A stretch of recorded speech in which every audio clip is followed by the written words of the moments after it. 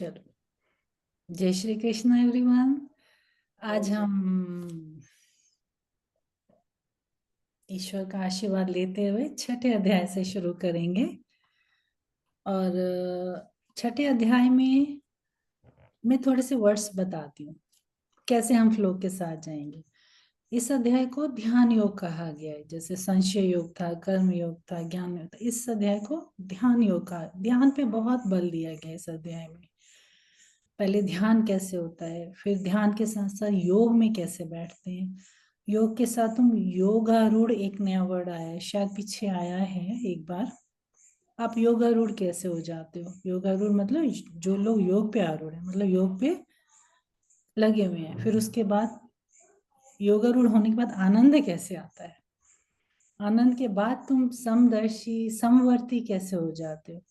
और फिर उसके बाद जब इतना सब कुछ हो जाता है तो करने को रह क्या जाता है? एकांत। वो अपने आप आ जाता है, ऑटोमेटिकली आ जाता है। आप उसके लिए प्रयास नहीं करते, आप एकांत में रहना पसंद करने लगते हो, क्योंकि योगाभ्यास ये सब नहीं होगा एकांत के बिना, वो ऑटोमेटिकली आता है। और फिर हो सके तो समाधि, हो सके तो योग। यही इस अध्याय में आप एक एक एक एक करके यही वर्ड्स आप सुनेंगे और इन्हीं को ही देखेंगे। और फिर इस अध्याय में अर्जुन को ईश्वर बोलते हैं, ध्यान और योग की महत्वता के बारे में बताते हैं, योग के विभिन्न प्रकार बताते हैं। फिर कहते हैं मन को कैसे अर्जुन नियंत्रण में रखा जाए। और ईश्वर कहते हैं कि जो ये ध्यान और ये योग होता है ना अर्जुन, ये तुम्हें आत्मिक शक्ति देता है। तुम बहुत अंदर से, जैसे हम कहते हैं बहुत एनर्जी, कोई भी बात नहीं होती फिर भी हम बड़े एनर्जेटिक और हैप्पी फील करते हैं। तुम्हें ऐसी शक्ति देता है और आनंद प्राप्त करता है। और इस अध्याय में ये भी बताएंगे कि कैसे तुमको मन को स्थिर और शांत रखना है। और एक और बात हम देखेंगे इस अध्याय में कि हमारी जो आत्मा है ये हमारी मित्र है, और हमारी सबसे बड़ी शत्रु भी यही है। तो इसको हमें कैसे कंट्रोल करना है, कैसे हम अधोगति में ना जाएं, वो करना है, वो सीखेंगे। और शुरू में मेरे ख्याल अब हम छठे अध्याय पे आ गए, शायद और आगे के अध्याय में भी जाएंगे, तो ये तो रिपीट होता ही रहेगा आगे के अध्यायों में भी। इसमें ईश्वर चौथी बार फिर रिपीट करते हैं कि अर्जुन, ज्ञान योग, निष्काम कर्म योग, यही दो मार्ग हैं, और इन दोनों में ही कर्म करना अनिवार्य है। हम किसी भी हालत में कर्म करना नहीं छोड़ सकते।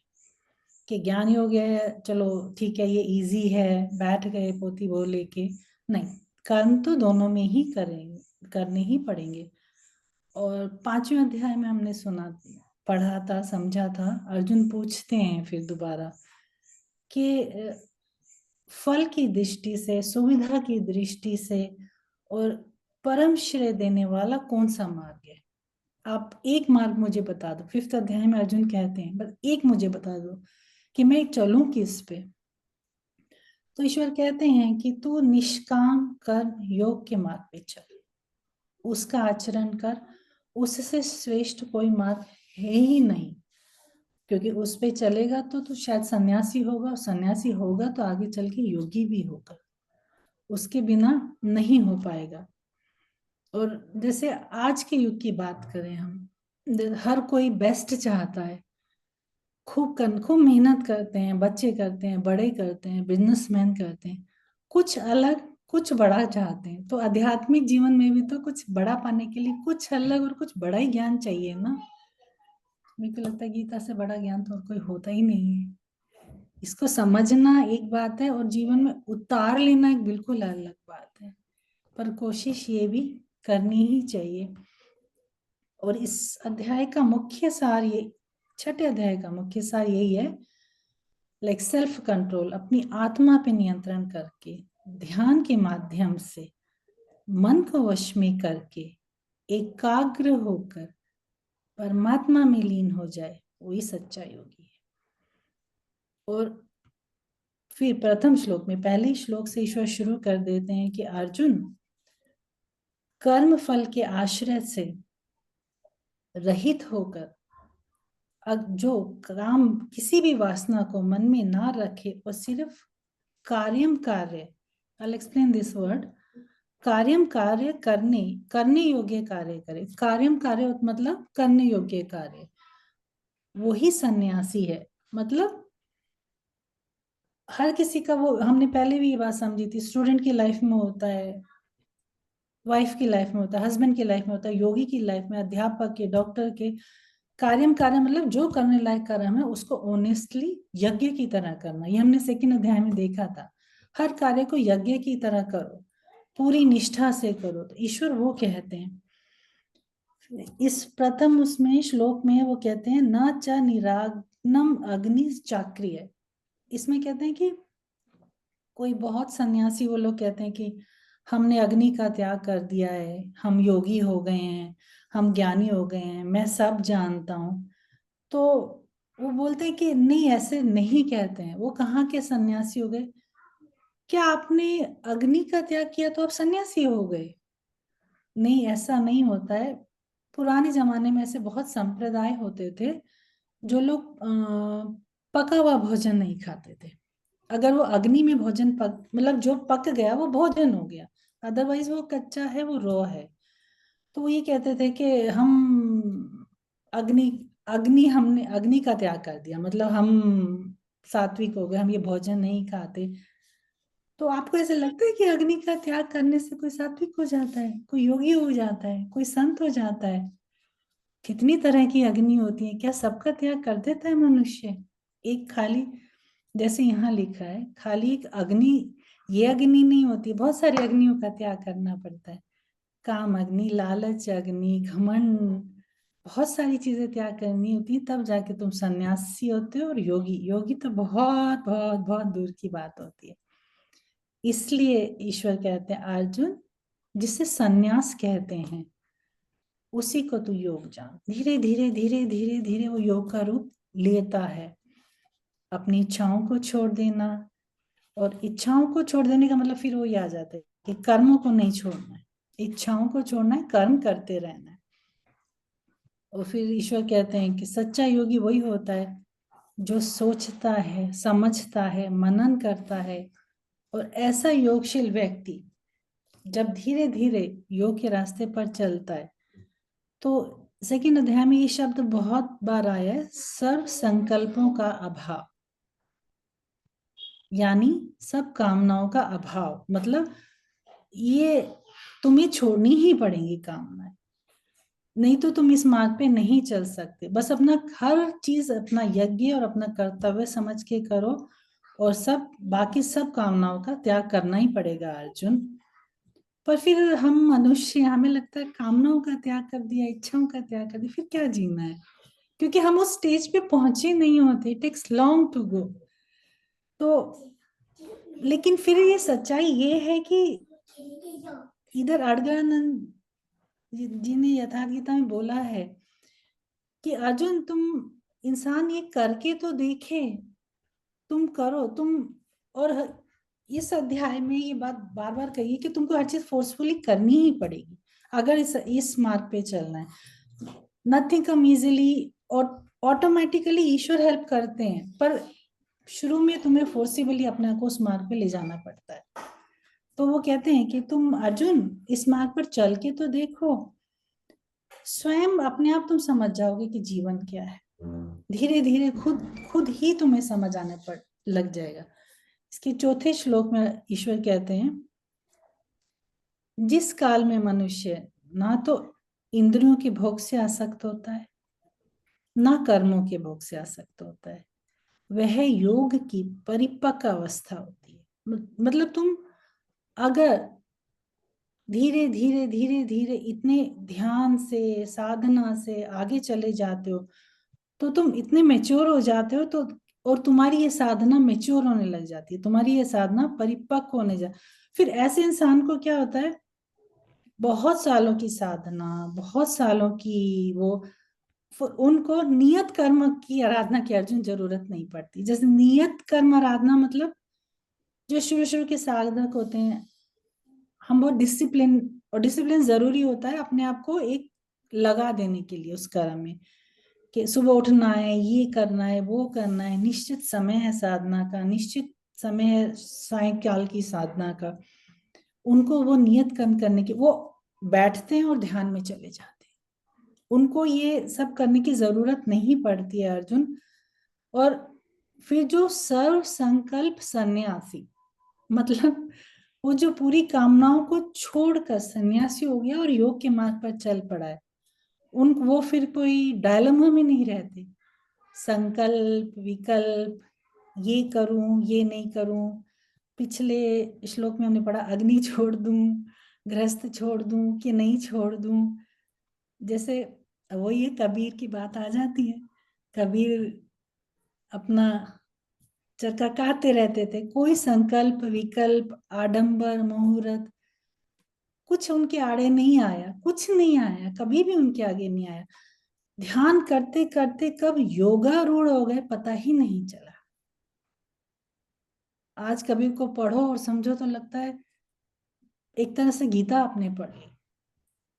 तो और योगारूढ़ हो जाए, ये सब एक एक थॉट होता है, एक प्रोसेस होता है, ये ऑटोमेटिकली आने लगता है जब इंसान शुरू शुरू में मेहनत करता है, वो करता है, ध्यान करता है, बैठना शुरू करता है, 15 मिनट 1 घंटा, फिर ये एक थॉट प्रोसेस है, ये धीरे धीरे धीरे धीरे आपके अंदर आना शुरू हो जाता है। अब जैसे मीरा के गुरु थे, गुरु रैदास थे, उनका कोई नियत कर्म अभ्यास नहीं था ना, वो तो चमड़ा बनाते थे, इतनी बड़ी रानी ने उन्हें अपना गुरु बना लिया, एक तारा भी दिया। तो ऐस अब जब इस अवस्था में हम पहुंच जाते हैं तो उनके लिए ये नियत कर्म हर रोज के कर्म जरूरी नहीं होते हैं, वो सहज ही इस ध्यान में योग में चले जाते हैं। और यही योगी की पहचान होती है, यही सन्यासी की पहचान होती है, ईश्वर कहते हैं।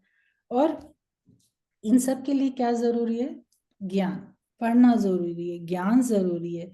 और ईश्वर कहते हैं कि अर्जुन सच्चा ज्ञान है ना, रीढ़ की हड्डी की तरह होता है, मजबूत रीढ़ की हड्डी, मजबूत ज्ञान जैसे मजबूत रीढ़ की हड्डी क्या कितना सपोर्ट देती है ना, ऐसे ही सच्चा ज्ञान होता है। वो हमें बिखरने नहीं देता, कभी भी हम बिखरते नहीं है, हमें संभाले रखता है। और 5वें श्लोक में ईश्वर बताते हैं, जैसे मैंने बताया कि इसमें आएगा कि अर्जुन हमारी आत्मा ही हमारा मित्र है और ये हमारी सबसे बड़ी शत्रु है। तो अब कितना आत्मा को संभाल के रखना पड़ता है, आप देखो। जिसने आत्मा को जीत लिया उसने सब कुछ जीत लिया। वो देखिए आप, ये शब्द कितनी बार आएगा इस अध्याय में, वो सर्व संकल्प त्यागी हो गया। पहले हमने बोला था सर्व संकल्प सन्यासी हो गया, वो इंसान सर्व संकल्प जो त्यागी हो गया, उसके लिए आत्मा एक बंधु हो जाती है। जो ये सब चीजें त्याग कर, उसकी आत्मा उसकी मित्र और उसकी बंधु हो जाती है। हम सही काम करते हैं तो हमारी आत्मा भी हमें निर्देश देती है, ये गलत है, ये सही है, ये नहीं करना है। हम आत्मवान हो जाते हैं, क्योंकि कहते हैं ना हमारी आत्मा जवाब नहीं देती, मेरी आत्मा नहीं मानती। तो इस स्टेज पर हम खुद पहुंच सकते हैं, उसमें कोई मुश्किल नहीं होता। सही काम सही ज्ञान हमें यहाँ ले आता है और वह हम स्वयं अपनी आत्मा के मित्र और शत्रु हो जाते हैं। और जो लोग, ठीक है, वो कहते हैं ना हम शत्रु कैसे हो जाते हैं अपनी आत्मा के, संसार के भोगों में लगे हैं, सही गलत का उनको फर्क नहीं है, ज्ञान का फर्क नहीं है। फिर होता क्या है कि जब आत्मा हमारी शत्रु होती है ना, तो ये हमें जन्म जन्मांतर के भोगों में घुमाती है, क्योंकि हमको सही रास्ता नहीं है, सही डिसिप्लिन नहीं है, गलत काम करते चले जा रहे हैं। और फिर यही आत्मा की शत्रुता है, आत्मा ऐसे अपनी शत्रुता निभाती। और क्या होता है फिर? यही आत्मा और जीवात्मा की मित्रता और शत्रुता हो जाती है। हम आत्मा क्या होती है? जब ईश्वर हम कहते हैं आत्मा शुद्ध होती है, दोष रहित होती है ना। उसमें जब ईश्वर सबको समान बनाते हैं और सबको समान सामर्थ्य के साथ बनाते हैं, ईश्वर ने जब हम कहते हैं ना शुद्ध चित्त शुद्ध आत्मा, उसके साथ ईश्वर हमें भेजते हैं। ये सब तो यहाँ आके गड़बड़ हो जाती है, पर ईश्वर भेजते सबको ऐसा ही है। ईश्वर, हम कहते हैं ना कि हम आने के बाद ये जो जीवात्मा है, जो हमारा शरीर है, फिर इसके साथ हम क्या करते हैं, क्या सोचते हैं, क्या कहते हैं, ईश्वर उसका उसका रिकॉर्ड नहीं रखते हैं, बिल्कुल नहीं रखते हैं। उन्होंने हमें शरीर दिया, देह दी, अच्छी बुद्धि दी, अच्छा आत्मा दिया। अब उसके बाद नीचे आके हम उसको किस स्वरूप में डालते हैं वो हमारे ऊपर, वो हमारे कर्म है। हम ईश्वर कोई ये नोट नहीं रखते कि इसने क्या किया, इसने क्या किया, इसने क्या किया, ये सब ऑटोमेटिकली चलता रहता है। ये हमारे कर्म चल रहे हैं, हम ये कर रहे हैं। अभी महाभारत में अभिमन्यु के साथ क्या हुआ, ईश्वर वहीं थे ना, महाभारत हो रही थी ना, अर्जुन को ज्ञान मिल रहा था। ईश्वर कह सकते थे ना, अर्जुन आज अभिमन्यु को मत भेजो, वो फंसेगा, 10-10 योद्धा मिलके उसको मार डालेंगे। पर ईश्वर ने कुछ नहीं ऐसा करा, वो सिर्फ सारथी थे। वो कहते हैं कि जो प्रकृति है ना अर्जुन, मैं इससे नहीं खेल सकता, मैं सिर्फ तुम्हारे साथ हूँ, तुम्हारा साथ देता हूँ, तुम्हारे अच्छे कर्मों में तुम्हारा साथ देता हूँ, जब तुमने बुरे कर्म करे तो उनको जाके तुम भोग। तुम आगे बढ़ो अपनी तपस्या में, अपनी साधना में, तुम एक कदम बढ़ो, मैं 4 कदम आगे बढ़ के तुम्हें अपना लूंगा।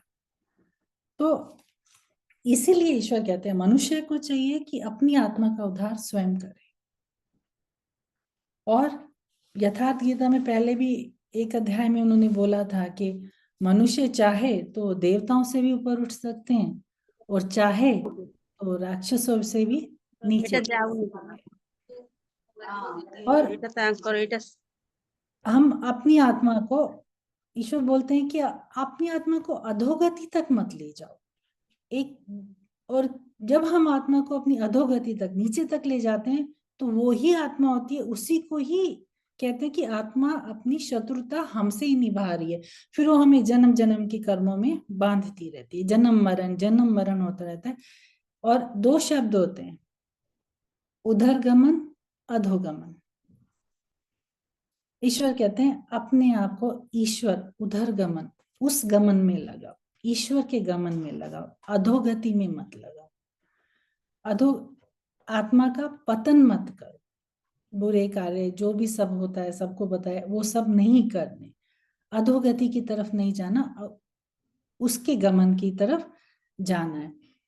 पर जब ये बातें होती है ना कि नहीं, आत्मा आत्मा की अधोगति नहीं करनी, इस रास्ते पर चलो, उस रास्ते पर चलो, तो बहुत से लोग फिर ये कह देते ना, नहीं, आत्मा तो शाश्वत है, आत्मा मरती नहीं है। फिर वो गीता का ज्ञान सामने आ जाता है कि आत्मा को तो न गीला कर सकता है पानी, न आत्मा को कोई सुखा सकता है, आत्मा नित्य शाश्वत है, आत्मा अमृत स्वरूप है, इसे कोई बदल नहीं सकता। हम आत्मा ही तो हैं, हम अच्छे हैं, आत्मा हमारी बुरी नहीं है। कोई ये बात मानने को तैयार नहीं होता कि हम गलत कर्म भी कर सकते हैं, वो हमारी आत्मा को बहुत इफेक्ट करता है। पर आत्मा की इन पंक्तियों पे, गीता की इन पंक्तियों पे कोई गौर नहीं कर सकता कि आत्मा के भी ऊपर और नीचे जाने के मार्ग होते हैं। आत्मा ईश्वर के पास भी जाती है, अच्छा गमन भी होता है, और उसकी अधोगति भी हो सकती है, और ये दोनों चीजें ही हमारे हाथ में होती है। उसके बाद ईश्वर कहते हैं, तो इसलिए क्या करना चाहिए अर्जुन, अपनी आत्मा का उद्धार करना चाहिए, ज्ञान प्राप्त करो। इसलिए वही पहले श्लोक में जो शब्द आया था, कार्यम कार्य, करने योग्य कार्य करो। इस संसार की विषय वासनाएं और भौतिक संसार, इनमें मत लगो, करने योग्य कार्य करो, जो प्रक्रियाएं हैं वो करो, श्वास प्रश्वास, भजन, संतों का संग, जिसे मोक्ष कहा गया, उस पे चलो अर्जुन। साधु श्लोक में ईश्वर कहते हैं कि जो भी ऐसी आत्माएं होती हैं जो हमारे, मैं उनके साथ होता हूँ, और वो जब मैं तुम्हारे साथ होता हूँ और वो तुम्हारी मित्र होती है, तो तुम सोचो तुम्हारी आत्मा कैसी होती है। वो अपने आप संगत में जाएगी, अपने आप ध्यान में जाएगी, अपने आप योग में जाएगी, और वो तुम्हारे अनुकूल हो जाती है। और फिर ऐसी आत्मा के क्या लक्षण होते हैं, कैसी होती हैं ऐसी आत्माएं? बोले वैसी आत्माएं कैसी होती हैं, उनको सुख दुख, मान अपमान, सर्दी गर्मी, किसी चीज का कोई फर्क नहीं पड़ता उनको। उनका अंतःकरण जो होता है ना, पूरी तरह से शांत हो चुका होता है, वो बहुत शांत होते हैं।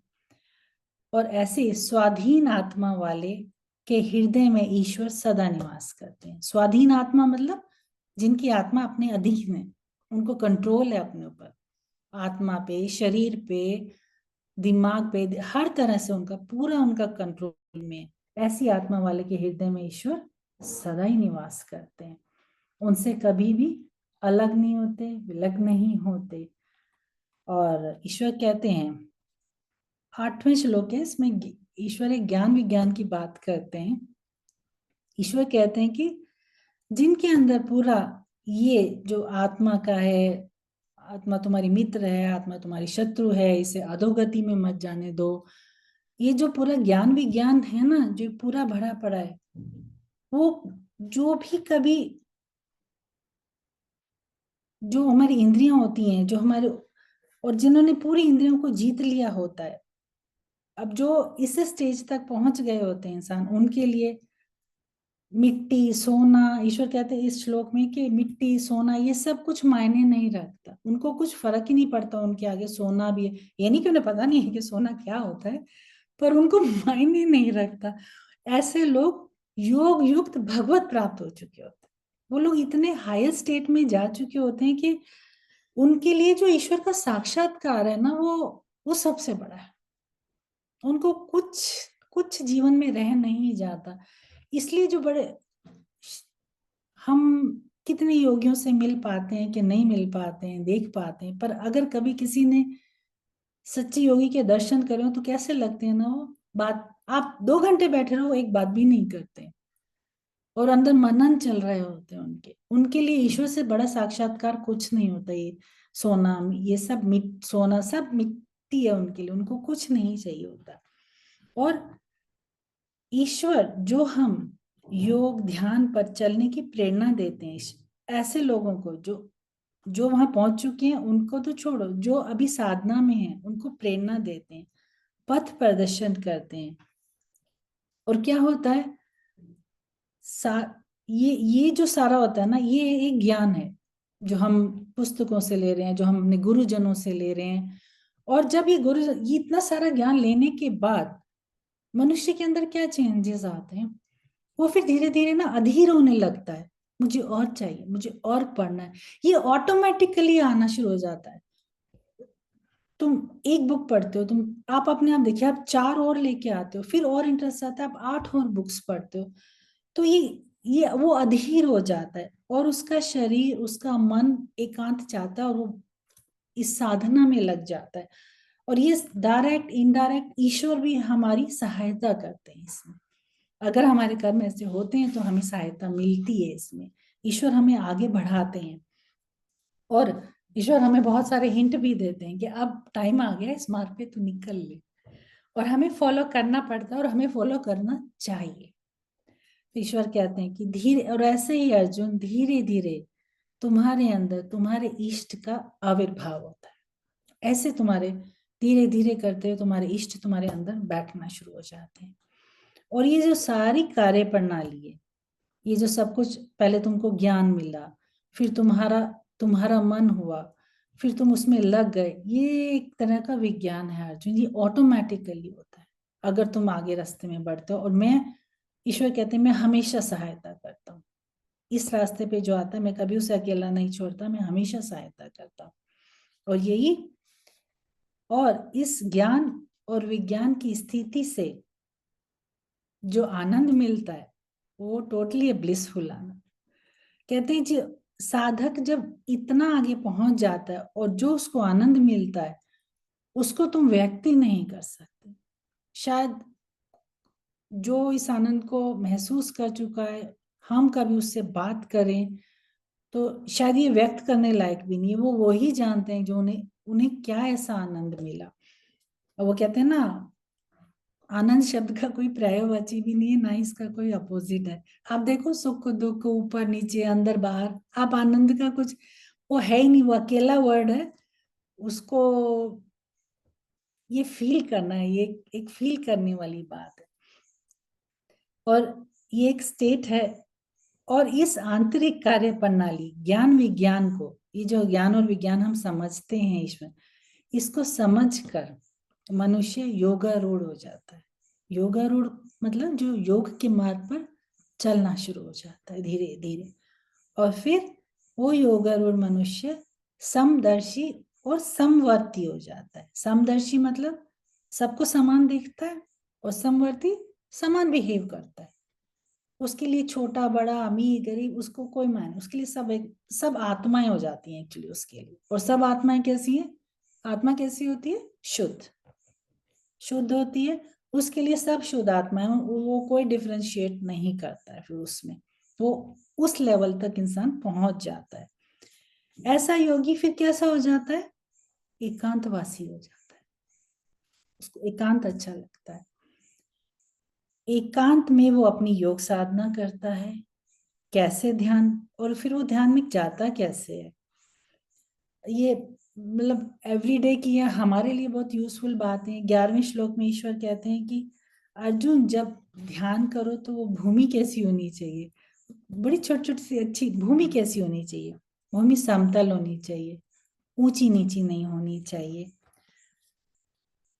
आसन कैसा होना चाहिए? तो कहते हैं कुशा का होना चाहिए। मृगछाल तो हम ला नहीं सकते, कुशा ला सकते हैं हम, जिसको चटाई बोलते हैं। आई थिंक शायद वही ऊनी या रेशमी, हमेशा उस पे बैठो। और अर्जुन तुम्हारे आसन पर कोई दूसरा ना बैठे। आप अपना ध्यान करो, उठ गए तो वो आसन उठा के आप रखो। और तुम्हारा जब हम बैठते हैं तो तुम्हारा आसन कितना होना चाहिए? अड़गड़ानंद महाराज जी कहते हैं उनके शिष्यों ने लिखा कि उनका आसन हमेशा 5 इंच का होता था ना। बहुत बिल्कुल जमीन पर नहीं बैठना है। लिखा है गीता में, जमीन पे नहीं बैठना, 5 इंच का आसन बकायदा। I was surprised to read. और बहुत ऊंचा नहीं बैठना। इधर स्वामी जी ने खुद लिखा है, अ, अवधी भाषा में लिखा। अगर आप पढ़ेंगे तो आपको पढ़ने में अच्छा लगेगा कि बिल्कुल नीचे भी नहीं बैठना चाहिए, उससे संशय और वो कहते हैं ना लाइक डिसिप्लिन सा नहीं आता। और बहुत ऊंचा नहीं बैठना चाहिए, उससे थोड़ा ईगो आ जाती है। तो इस लेवल में तो बैठो कि भगवान इस लेवल तो इतना ऊपर भी नहीं बैठ जाना। तो ऐसा मतलब बैठने के तरीके बताए हैं उन्होंने। तो और उन्होंने बताया कि मैं मेरे उनके शिष्य उनके लिए संगमरमर का बहुत सुंदर 1 फीट का बड़ा आसन बना के लाए। तो उन्होंने ऐसे देखा आसन को, तो ये क्या है कि आप गुरुजी आप सब दिखने चाहिए आपको। तो वो बोले अच्छा ठीक है मैं जरूर बैठूंगा, अभी इसको वहां बागीचे में रख दो। और उसके बाद गुरुजी उस पर कभी नहीं बैठे। बोले 1 फीट के आसन पे मैं कभी भी नहीं बैठू। वो थोड़ा ऊंचे बैठते थे पर शिष्यों के साथ बैठते थे, जमीन पे भी नहीं बैठना मना करा है बिल्कुल यहाँ पर। और ऐसे बैठकर मन को बिल्कुल एकाग्रचित कर कर, फिर वही वही बात आती है, मन को एकाग्र करके सीधा बैठना है। ना लेफ्ट ना राइट, ना नासिका के अग्रभाग की तरफ देखें, आज्ञा चक्र पर ध्यान लगाएं, ऐसी मुद्रा में बैठे, श्वास और प्रश्वास पर ध्यान दें। ये फिर वही, जब श्वास और प्रश्वास पर ध्यान देते देते वही अवस्था आ जाती है जब ना कोई विचार अंदर आता है और ना कोई विचार बाहर आता है। प्राणायाम हो जाता है आपका। और फिर अर्जुन ब्रह्मचर्य का पालन करते हुए, ब्रह्मचर्य मतलब ब्रह्म का आचरण करते हुए, उनका मतलब इससे ब्रह्म का आचरण करते हुए भय रहित होकर, और फिर तुम्हारा जब अंतःकरण शांत हो जाता है, तुम सात्विक हो जाते हो, और ऐसे चिंतन में लगा हुआ योगी पर काष्ठा वाली शांति और आनंद को प्राप्त करता है। मतलब चरम सीमा, एब्सोल्यूट चरम सीमा पर वो पहुंच जाता है ऐसा योगी। और हाँ, 17वें श्लोक में ये आहार के बारे में भी बताया गया है कि आपको आहार कैसा लेना चाहिए। बोले आपका आहार बिल्कुल संतुलित होना चाहिए। यहाँ उन्होंने बिल्कुल नहीं कहा कि 20-20 25 दिन, वो ठीक है, वो होता है जब समाधि में जाते हैं, वो बहुत अलग बात है। ये हमारे लिए बात है जब हम सीख रहे हैं, हम कर रहे हैं बहुत सारी चीजें। आपका आहार बहुत संतुलित होना चाहिए, सात्विक होना चाहिए, ना ज्यादा कम। अड़गड़ानंद जी कहते हैं जितनी भूख है एक रोटी कम खाइयो। अवधी भाषा में लिखा हुआ है, उन्होंने, आप पढ़िएगा, बहुत सुंदर लिखा है। जितना भूख है एक रोटी कम खाना। तो आहार आपका बहुत संतुलित होना चाहिए, ना ज्यादा। कम करने से आप शिथिल हो जाएंगे, बीमार हो जाएंगे, कैसे करेंगे साधना। ज्यादा करने से आलस रहेगा। तो आपका आहार बहुत संतुलित होना चाहिए, सात्विक होना चाहिए। और एक शब्द बोलते हैं, आपका भोजन है ना, आप स्वाद बुद्धि से नहीं, साधन बुद्धि से करिएगा। भोजन स्वाद होता है, अच्छा होता है, हर तरह से होता है, पर आपको कैसा भोजन करना है, स्वाद बुद्धि से नहीं, साधन बुद्धि से भोजन को प्राप्त करिए। और जब आपका, आपने ये सारे पोस्चर कर लिए, ये कर लिए, आप धीरे धीरे योग में बैठते हैं, तो आप सहज योग में बैठ पाते हैं, आप ध्यान में बैठ पाते हैं। और फिर वो कैसे कहते हैं कि ऐसा इंसान, ऐसे जब योग में इंसान बैठता है ना, तो ऐसा बैठता है कि जैसे कहते हैं ना, हवा रहित, उसमें कोई, जहाँ हवा नहीं चलती वहां दिया कैसे जलता है ना, एकदम सीधा लौ ऊपर जाती है, तो वो आगे जग से होता हुआ तुम्हारा ध्यान चला जाता है, उसमें उसको कोई रोक ही नहीं पाएगा। और फिर ऐसा मन, ऐसा योगी बिल्कुल, उसका हृदय चलायमान नहीं होता, उसको कोई भटका नहीं सकता। और ऐसे ही योगी का चित्र बाहरी विषयों से चलायमान बिल्कुल नहीं होता, वो बहुत और बहुत स्थिर हो जाते हैं। 20वें श्लोक में ईश्वर कहते हैं कि जब योग का निरंतर अभ्यास से चित्र ईश्वर में पूरा विलीन हो जाता है ना अर्जुन, तो इस अवस्था को 3 शब्द दिए ईश्वर ने, आत्मा, फिर आत्मन, और फिर आत्मानी एव हो जाता है। I explain you this. ईश्वर कहते हैं जब इस अवस्था में आते हैं ना, तो अब आत्मना, अपनी आत्मा के द्वारा, आत्मनम, उस परमात्मा की आत्मा को देखता हुआ, आत्मानी एव, दोबारा अपनी आत्मा में संतुष्ट हो जाता है। तो और यही वो कहते हैं, यही प्रकाष्ठा की स्थिति है। नाउ विल अंडरस्टैंड, ये आत्मा परमात्मा, हम कहते हैं ना आत्मा परमात्मा एक है। आत्मा परमात्मा एक कैसे हैं? ईश्वर ने, परमात्मा कैसे हैं, ईश्वर कैसे हैं, ब्रह्म कैसे हैं? अजर, अमर, शाश्वत, अव्यक्त, अमृत स्वरूप, ये सब हैं। जब उन्होंने आत्मा बनाई, इतनी शुद्ध आत्मा बनाई, तो वो कैसी बनाई? वो भी अजर है। हमने पढ़ा ना, आत्मा अजर अमर है ना। शरीर जाता, आत्मा तो नहीं जाती। तो ऐसी आत्मा अजर है, अमर है, शाश्वत है, अव्यक्त है, अमृत स्वरूप है। तो इसका मतलब ईश्वर और आत्मा एक जैसे हैं ना, दोनों बिल्कुल एक जैसे हैं दोनों।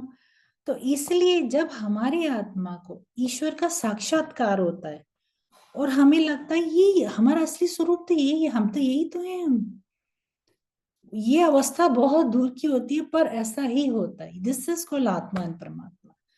तब आत्मा को लगता है मैं यही तो हूँ, इतना तो मैं यही है। और जो ये जान लेता है, इस तत्व को समझ लेता है, और और फिर उसकी आत्मा पूरी आनंद में चली जाती है। आत्मा परमात्मा का ये इतना सही लॉजिक है, क्योंकि जब हमने गीता में ही पढ़ा, आत्मा अजर है, अमर है, शाश्वत है, दोष रहित है, और ईश्वर भी ऐसे ही है।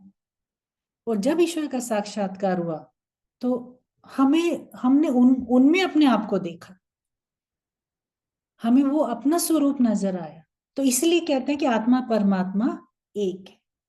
वो वाली आत्मा, दोष वाली आत्मा नहीं, जिसकी अधोगति हो गई, वो वाली आत्मा नहीं, जो ध्यान और उसमें चले गए, वो वाली आत्मा, उनको, उनकी आत्मा परमात्मा एक जैसी हो जाती है। फिर उन्हें लगता है कि ये तो मैं ही हूं, और आत्मा आनंद में आ जाती है। फिर आप ऐसे सोचें कि उस आनंद की क्या सीमा होती होगी, कि मैंने तो पा लिया ईश्वर को, मैं तो ऐसा ही हूं, ये मेरे जैसे हैं। यही आत्मा और परमात्मा का तत्व है। हाँ, अगर साधक, ईश्वर कहते हैं कि हाँ अर्जुन, अगर साधक इस अवस्था तक नहीं पहुंचता, अगर इस नहीं पहुंचता, तो भी यह अनुभूति जब धीरे धीरे होने लगती है, जो साधना में जाते हैं वो जाते हैं, उन्हें ये अनुभूति धीरे धीरे होने लगती है कि ईश्वर ऐसे होंगे, हम इन्हें पा सकते हैं। तो ये अनुभूति, वो कहते हैं ना कि किसी को ख्याल आता है, किसी को सपने आते हैं, किसी को मुझे दर्शन दिए, ये शायद ये छोटी छोटी अनुभूतियां होती हैं कि हाँ हम इन्हें पा सकते हैं, मैं सहज साधना करूं तो मैं इन्हें पा सकता हूँ। और साक्षात्कार खैर बहुत दूर की बात होती है, पर जो नए साधक होते हैं उनको परमात्मा की, अगर वो इस रास्ते पर चलते हैं, उनको परमात्मा की जो अनुभूति है वो महसूस करने लगते हैं, परमात्मा से मिलने की तैयारियां शुरू कर देते हैं। क्योंकि जब हम इतने अधीर हो चुके होते हैं, हमें उनको देखना है, हमें मिलना है, हमें पढ़ना है, तो तुम एक स्टेज पे आ जाते हो कि अब तो जान के ही रहेंगे कि ईश्वर कहाँ है, कैसे है ईश्वर। तो ये हमारी जो है ना, ये तैयारी शुरू हो जाती है। और ईश्वर ने बोला कि पिछले अध्याय में भी हमने देखा कि लोग कहते थे हम ब्रह्मास्मि एंड ऑल। अर्जुन ये कभी नहीं कहना है, अहम ब्रह्मास्मि, ये ये सब कहना शुरू कर देते हैं, पर अर्जुन ये कहना नहीं है, ये सब पाखंड है, बेकार की बातें हैं। सिर्फ आत्मा के स्वरूप को समझो और उस परमात्मा को अपने अंदर उतारो, यही है। और ईश्वर का मिलना अर्जुन कठिन नहीं है, ये बहुत सहज है। हम कहते हैं ना किसी से मिलते हैं, बड़े सरल आदमी है वो, तो वो बड़े सरल हैं, बड़े इजी गोइंग है। ईश्वर कहना चाहते हैं मैं भी ऐसा ही हूँ, तुम आगे बढ़ो, मैं सहजता से तुम्हें मिल जाऊंगा। उसके लिए कोई आडंबरों की किसी की जरूरत है ही नहीं। वो एक्चुअली कबीर का दोहा बोल ही देती हूँ मैं। बहुत सुंदर है ना ये। पानी में मीन प्यासी रे, मुझे सुन सुन आए हासी रे, आत्मज्ञान बिना नर भटके, कोई काबा कोई काशी रे, कहत कबीर सुनो भाई साजो, साधो सहज मिले अविनाशी रे। आप सोचिए, कोई वो जुलाहा थे, कोई वो थे चरखा का थे, उन्हें कैसे ईश्वर मिले। तो सहज है मिलना, पर तुम्हें सरलता से धीरे धीरे, वो ईश्वर ने बोला ना, शनै शनै, सालों साल लग जाए, लग जाने दो, अपनी साधना में लग जाओ। इसीलिए ईश्वर 25वें श्लोक में कहते हैं, शनै शनै, धीरे धीरे अभ्यास करते करते परमात्मा को पाना है अर्जुन। ये एक लाइफ का प्रोसेस होना चाहिए तुम्हारी, मतलब। और ये बहुत सालों साल लग जाते हैं साधना में। इनिशियली मन नहीं लगता, बैठना भी मुश्किल होता है, बाधाएं आती हैं। आप देखो, आप कुछ ऐसे कभी फील करते होगे कि ये कर, मैं कर ही नहीं पा रहा, मुझे जाना था, मैं कर, ये छोटी छोटी बाधाएं सबके आती हैं, बाधाएं आती हैं और आएंगी भी, रुकना नहीं है। जो चंचल मन बार बार बहुत सारे कारणों से इस संसार में खींचता है, अर्जुन उसे बार बार घसीट कर वापस लाओ।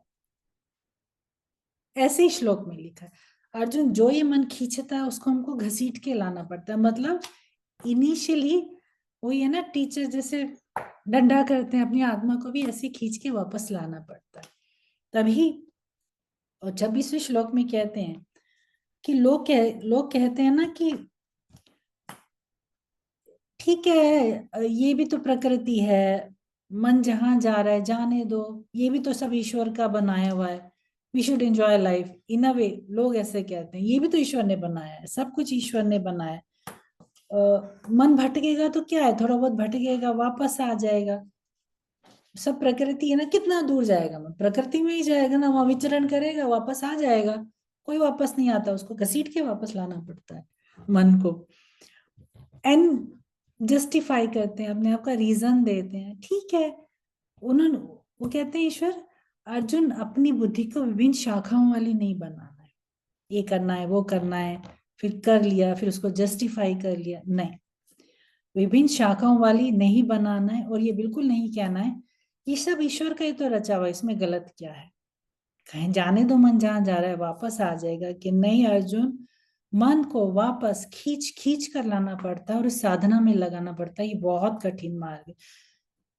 एक बार बैठोगे तो सहज आ जाएगा, पर एक बार बैठना बहुत मुश्किल है। ईश्वर मिलते हैं सहजता से, पर बैठो तो सही। और फिर वहां यहाँ फिर वही बात आ जाती है, श्वास प्रश्वास वाली बात आ जाती है कि बाहर के दुष्ट विचार अंदर ना आए, और जो अंदर का मन है वो भटके नहीं। और जो लगातार ध्यान करके योगी इस स्थिति में आ जाता है, वही सबसे बड़ा असीमित आनंद होता है अर्जुन। उसकी अनुभूति जो करता है, इसीलिए ईश्वर कहते हैं भजन ध्यान योग मेडिटेशन सब कुछ बहुत अनिवार्य है। कृष्ण कहते हैं अर्जुन, ये हमने तीसरे अध्याय में पढ़ा था, जो मुझे जैसा भजता है मैं उसे वैसा ही फल देता हूँ। और फिर और जो योगी हो जाता है, फिर जो योगी हो जाता है, जो संभाव से मुझे देखता है, और वो फिर दूसरों को भी ऐसा ही देखना शुरू कर देता है। अर्जुन पूछते हैं कि जब आप बार बार संभाव कहते हो तो संभाव केशव इतना आसान नहीं है सबको संभाव से देख लेना। यहाँ तो महाभारत का युग हो रहा है, कौन कौन आगे खड़े हैं, संभाव कहाँ है यहाँ पर। तो ईश्वर कहते हैं कि नहीं अर्जुन, मन चंचल होता है, संभाव लाना बहुत मुश्किल होता है। मन का नियंत्रण ऐसा होता है जैसे वायु को बांध के रखना, बहुत मुश्किल होता है, आसान नहीं होता। इसलिए कहते हैं ना, मन के जीते जीत है और मन के हारे हार। अर्जुन, मन में वैराग्य और अभ्यास हो, धीरे धीरे वैराग्य को लाओ, अभ्यास को लाओ, मन अपने आप कंट्रोल में आना शुरू हो जाता है। कितना भी मन चंचल हो अर्जुन, साधक रास्ते पर धीरे धीरे अगर चलना शुरू करता है तो उसकी सहायता मैं करता हूं, इस श्लोक में ईश्वर कहते हैं। इस पर अर्जुन फिर पूछते हैं कि कभी अगर इतनी साधना करके बहुत एक पीक पे आके तुम्हारी साधना हो गई और उस टाइम कुछ ऐसा हुआ और मन भट गया, पर फिर भी उस मनुष्य की योग में श्रद्धा है, तब उसकी क्या गति होगी। हमने जैसे पुरानी पुस्तकों में पढ़ा है, बड़े बड़े ऋषियों की भी तपस्याएं भंग हुई, बहुत कुछ हुआ उनके साथ, तो क्या मतलब उनका उनको उनकी क्या गति होती है। योग में श्रद्धा है, उन्होंने योग छोड़ा नहीं है, पर मन बीच में भटक गया, ऐसे इंसान की क्या गति होती है। तो ईश्वर कहते हैं अर्जुन, परम कल्याणकारी नियत कर्म करने वाले की कभी दुर्गति को प्राप्त नहीं होता है। वो हवा के झोंके उसे थोड़ा बहुत शिथिल कर देते हैं, थोड़ा बहुत मनुष्य शिथिल हो जाता है, संसारिक भोग वासनाओं से थोड़ा बहुत पथ भ्रष्ट हो सकता है, परंतु मैं उसे दोबारा अगले जन्म में उस मार्ग पे ला देता हूँ। कैसे ला देते हो ईश्वर। तब बोलते हैं इस जन्म के सब भोग भोगने के बाद प्रभु उसे वापस रास्ते पे ले आते हैं, शुचि नाम श्रीमताम, मतलब शुद्ध आचरण करने वाले श्रीमान के घर पे मैं उसका जन्म करवाता हूँ। क्योंकि जब कोई इतनी साधना करी, एक त्रुटि हुई, एक मिस्टेक हुई, कुछ हो गया, साधना तो नहीं गई उसकी, तो अगले जन्म में वो बहुत कहते हैं ना, बहुत संस्कारी माता पिता के घर में जन्म लेते हैं। और फिर क्या होता है, तुम बचपन से ही पवित्र संस्कारों में घिरे हो, तुम उस मार्ग दोबारा से चलना शुरू हो, फिर से तुम्हारी तुम फिर साधना करनी शुरू करते हो, और फिर सब याद आना शुरू हो जाता है। अच्छे कुल में जन्म लेते हो और बचपन से पवित्र संस्कार मिलने लगते हैं। और अगर सबका जन्म पवित्र कुल में नहीं हो पाता, सबका जन्म नहीं होता, कबीर का हुआ था, तुलसी का हुआ था। अगर जन्म पवित्र कुल में नहीं होता अर्जुन, तो वो किसी महापुरुष के आश्रम में साधक बन जाते हैं। तो उनको ऐसे उनके जीवन में राह आती है कि वो कहीं ना किसी महापुरुष साधक गुरुओं की सत्संग में आ जाते हैं। और अगर वो नहीं भी आते तो अर्जुन, उनका जो जन्म होता है, वो जैसे जैसे बड़े होते हैं, मैं उनके पर ऐसी दया करता हूँ कि जैसे जैसे वो बड़े होने लगते हैं, मैं उनका ज्ञान उनके अंदर प्रकट कर देता हूँ। आप इस उदाहरण में कबीर को ले सकते हो, तुलसी को ले सकते हो। उनकी ना उन्होंने ऐसे कुलों में जन्म लिया, ना वो कहीं आश्रमों में गए, पर ज्ञान था। जैसे जैसे बड़े होते गए, उनका ज्ञान अपने आप प्रकट होता चला गया उनके अंदर। ईश्वर कहते हैं कभी भी संग्रह किए हुए योग के संस्कार अर्जुन खत्म नहीं होते, वो कभी खत्म नहीं होते। इसलिए कहते हैं ना, यही जाता है साथ, बाकी कुछ और साथ जाता ही नहीं है हमारे। फिर ये वही वाली बात है ना, फोर्थ चैप्टर में करी थी, बीज वाली बात, कि ये बीज रहता है, वो कभी भी नहीं जाता, और वो अगले जन्म में प्रस्फुटित जरूर होता है, संस्कारी पवित्र कुल में जन्म लेकर। अड़गरानंद जी ने खुद बोला है कि मेरा जन्म संस्कारी कुल में नहीं हुआ था, मेरे कितने जन्मों की वो कर करके, और मैं कभी भी, आप पढ़िएगा इसमें लिखा है कि मैं कभी भी योगी नहीं बनना चाहता था, मैं ये बनना नहीं चाहता, पर उनके संस्कार ऐसे थे कि वो स्वामी बन गए। तो ये एक एग्जाम्पल है, इस श्लोक से हम ये एग्जाम्पल हम देख सकते हैं, हम समझ सकेंगे इस बात को। और इस अध्याय के अंत में योगेश्वर कहते हैं, और वो अपना निर्णय देते हैं। अर्जुन को पहला निर्णय ईश्वर ने कब दिया था? क्या था पहला? कर्मयोग, निष्काम कर्मयोग। इस बार दूसरा निर्णय क्या दे रहे हैं? तू बस योगी बन, कर्म कर, सन्यास के मार्ग पर चल, सन्यास मंजिल है, उसको पा, और वहां बैठ और योगी बन। क्यों योगी बन? कि अर्जुन तू योगी बन, तपस्वियों से योगी श्रेष्ठ है, ज्ञानियों से भी योगी श्रेष्ठ है, और कर्म करने वाले कर्मियों से भी योगी ही श्रेष्ठ है। क्यों श्रेष्ठ है? क्योंकि तपस्वी जो होते हैं वो मन सहित इंद्रियों को तपाते हैं, खूब तपाते हैं, खूब साधना करते हैं, पर अभी वो योग में ढले हुए नहीं होते हैं। कर्मी होते हैं, वो सदा नियत कर्म करते हैं, पर उनमें समर्पण नहीं होता। वो कहते हैं मैं कर रहा हूं, मैं कर लूंगा, मैं बहुत कर्मी है, पर उनमें समर्पण भाव नहीं होता है। ज्ञानी होते हैं, जो ज्ञान मार्ग पर चलते हैं, उन्हें सब कुछ पता होता है, वो ज्ञानी है, पर वो ज्ञानी क्या होते हैं? लाभ हानि की दृष्टि से काम करते हैं। मुझे इतना कर, मैंने इतना कर लिया, मुझे इतना जाना है। तो अर्जुन तो वो मार्ग भी छोड़, तो सिर्फ योग योग के मार्ग पर चल, योगी बन। और जो योगी होता है अर्जुन, वो निष्काम कर्म योग अपने इष्ट पर निर्भर होकर करता है, और परम तत्व को जान लेता है। और अर्जुन जो इस स्टेज पर पहुंचता है, ईश्वर कहते हैं, उसे संभालने की, वो और वो उस योगी को संभालने की, और वो किस पराकाष्ठा पर पहुंचेगा, उसकी जिम्मेदारी मेरी। सीधा गीता में ईश्वर ने बोला, ये सारी जिम्मेदारी मेरी है। और अर्जुन कहते हैं कि ध्यान में लग, और ध्यान और भजन कर, और एकांत में रह। ये एकांत की चीज है, भजन ध्यान की चीज है, एकांत की चीज है, और गोपनीय चीज है, प्रदर्शनी नहीं है। किसी को बताना नहीं है, अपना बस अपनी अपनी ध्यान में लगो, अपना आगे बढ़ो, और ये और वो और इसको अंतःकरण से करो। और फिर अंत में ईश्वर कहते हैं, अर्जुन ये मैं तेरे लिए कह रहा हूं, और आगे जो सुनेंगे उनके लिए कह रहा हूं, कि ये सब कुछ घर बैठ के भी योग का अभ्यास किया जा सकता है। हम घर बैठ के भी योग का अभ्यास कर सकते हैं। इसीलिए इस अध्याय को ईश्वर ने योग अभ्यास अध्याय बोला। आप देखिए पूरे अध्याय में ध्यान, योग, अभ्यास, सिर्फ इन्हीं की बातें, कैसे बैठना है। अब I'll just recap all, like हमने क्या क्या इस अध्याय में किया। इस अध्याय के शुरू में पहले श्लोक में हमने किया कार्यम कार्य, नंबर 1, करने योग्य कार्य करने हैं। ओके, दूसरा योगी होना है, अर्जुन तू योगी बन। तीसरा, अपनी आत्मा को अधोगति में नहीं जाने देना है, तुम्हारी आत्मा तुम्हारी शत्रु है, तुम्हारा मित्र है, उसका तुम उद्धार करो। चौथी बात, यज्ञ स्थली कैसी होनी चाहिए, कैसा आसन होना चाहिए, कैसे बैठना चाहिए।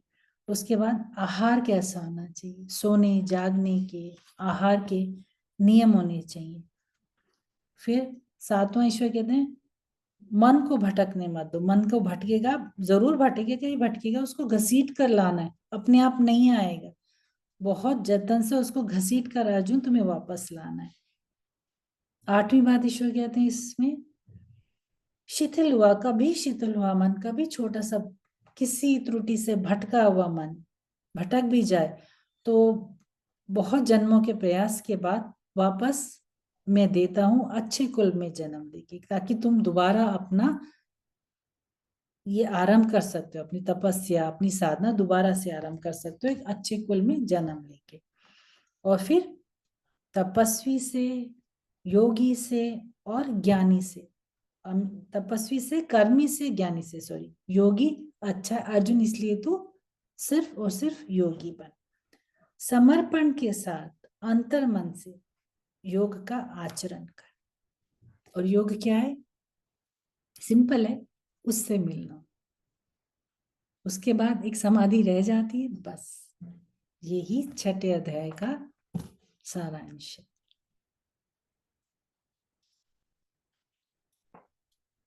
बहुत ही सुंदर।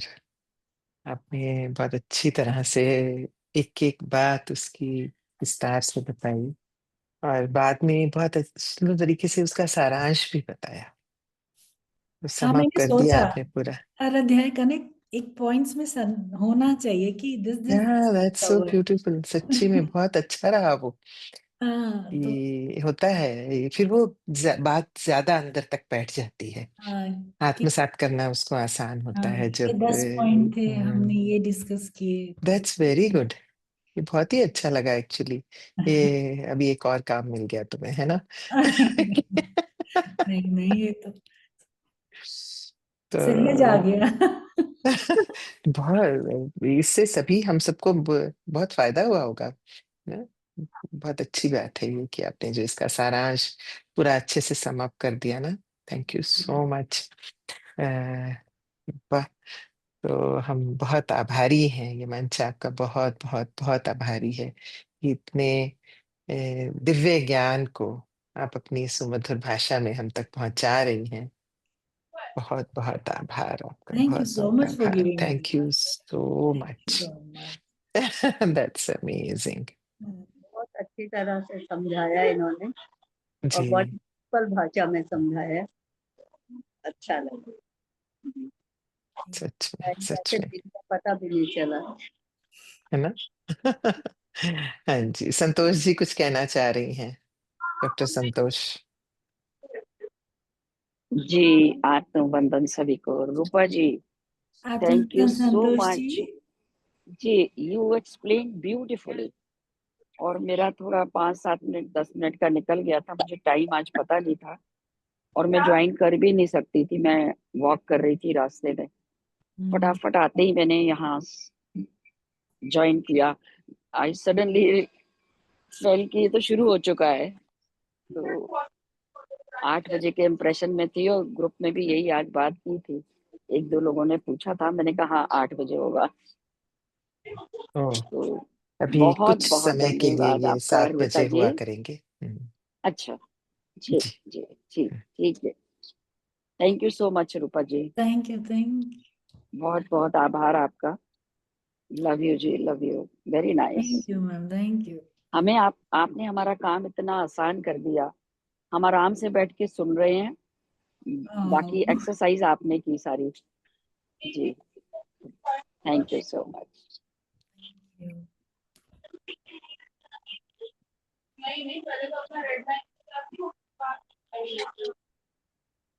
तो यदि और कोई प्रश्न नहीं है तो हम आज की सभा का यही समापन करते हैं।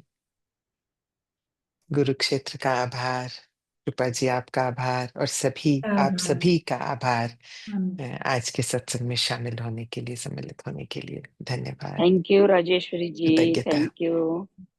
थैंक यू जी, thank you so very much. Rajeshwari ji, हाँ जय। जी। मैं भी रूपा शर्मा और ये भी रूपा शर्मा। और एक अरे बिल्कुल बिल्कुल। मैंने कहा पूरे रूपा शर्मा मेरा नाम कैसे आ गया, मैंने तो कुछ ऐसा किया नहीं, कुछ डाला नहीं, कुछ नहीं। तो उनसे बात करने से पता चला, कहने लगे कि खाली आप ही नहीं हो, फेसबुक में बहुत। जी, रूपा जी बहुत बिल्कुल। परेशान थी कि मैं तो कुछ नहीं अच्छा। करती, मेरा नाम क्यों आ रहा है उनके ग्रुप में। तो मैंने कहा आप ओ। अकेले थोड़ी हो, आप फेसबुक पे जाइए, बहुत रूपा शर्मा मिल जाएंगी आपको। बहुत होते हैं ना। आज देखो उनका वहां की बजाय कंफ्यूजन अपने दूर हो घर में गया। ही मिल गई, परिवार में ही मिल गई हैं तो। जी यस, जी जी बिल्कुल। हम नाम और एक ही मार्ग पर, और भी अच्छी बात, जी। अध्यात्म के मार्ग पर हैं हम सब लोग। तो चलिए, शुभ रात्रि सभी को। ओके। संतोष जी को ग्रेट डे विश करेंगे, उनके यहाँ सुबह का समय है। हाँ। धन्यवाद, थैंक आशीष यू। आभार। थैंक थैंक यू यू जी, जी, मेरा थैंक दिन तो शुरू हो गया। यू बहुत जी। जल्दी शुरू हो जाता है राजेश्वरी जी मेरा तो दिन। तो आपका तो जी बिल्कुल बिल्कुल शुरुआत 4:30 बजे शुरू हो जाता है आपका तो। Yes yes yes. जी जी। चलिए जी, और ओके जी। चलिए, हाँ जी, हाँ जी। Thank you so okay much. जी, नमस्ते जी।